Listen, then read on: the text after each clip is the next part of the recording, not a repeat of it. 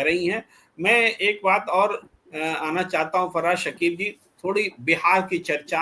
आज चिराग पासवान और नीतीश कुमार की मुलाकात हुई है, और ये मुलाकात इसलिए महत्वपूर्ण है क्योंकि पिछले चुनाव में चिराग पासवान ने 100 से ज्यादा सीटों पर उम्मीदवार खड़े किए थे।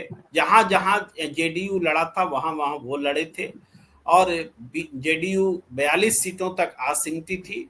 इस बार वो मिल करके चुनाव लड़ेंगे तो एक संदेश देने की कोशिश है कि पहले से बढ़िया प्रदर्शन होने वाला है। लेकिन इसके पैरेलल में जो घटनाएं घट रही हैं वो है कि जन सुराज पार्टी, उन्होंने जेडीयू के ही पुराने अध्यक्ष आरसीपी को अपने साथ जोड़ लिया है।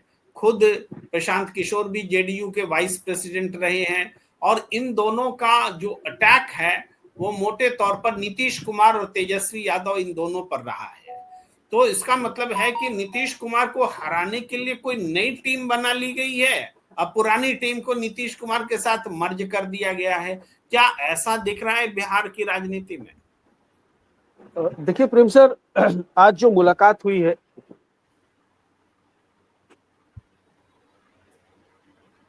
आवाज अभी नहीं आ रही है। अभी आ रही है आवाज? आ गई जी।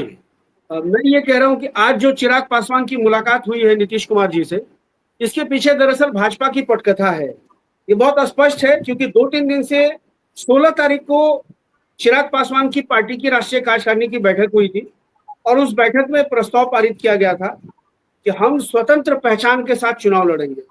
ये 10 जो प्रस्ताव था उसके साथ एक ये भी जुड़ा हुआ था कि हम स्वतंत्र पहचान के साथ जो है चुनाव लड़ेंगे।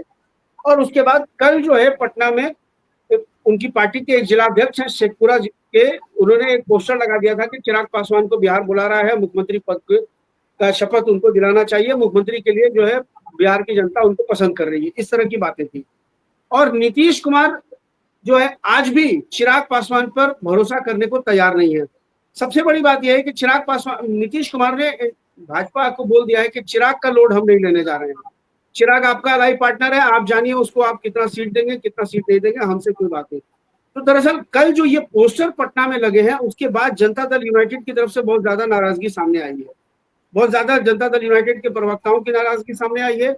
और ये आरसीपी प्रशांत किशोर वाला मैटर एकदम अलग है। चिराग को भाजपा ने आज नीतीश से मिलने भेजा है उस डैमेज को कंट्रोल करने के लिए कि तुम जाकर के नीतीश कुमार से मिलकर के आओ। हालांकि ये गेम, और आप बिल्कुल सही कह रहे हैं कि चिराग पासवान तो रहेंगे ही रहेंगे साथ में, लेकिन अब चिराग पासवान 2020 का जो मॉडल है वो प्रशांत किशोर और आरसीपी सिंह के जरिए इंप्लीमेंट कराया जाएगा। और यही वजह है कि कल आरसीपी सिंह के ज्वाइनिंग करने के तुरंत बाद प्रशांत किशोर नालंदा कल्याण बिघा जाने के लिए तैयार हो गए, जो नीतीश कुमार का गृह क्षेत्र है।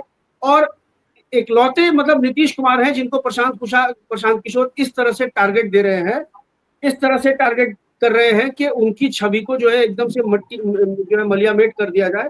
और ये आरसीपी जो है, आरसीपी को भी भारतीय जनता पार्टी ने इनके साथ में जो है मर्ज करवाया है इनकी पार्टी को कि आप जाकर के उधर से खेल जाइए मेरी तरफ से, क्योंकि आरसीपी सिंह नीतीश कुमार के स्वजातीय होते हैं। इससे पहले नीतीश कुमार के एक बहुत वरिष्ठ विधायक थे विरशन पटेल, बिहार के पूर्व शिक्षा मंत्री भी थे, 7 बार के विधायक रहे, सीवान से सांसद रहे।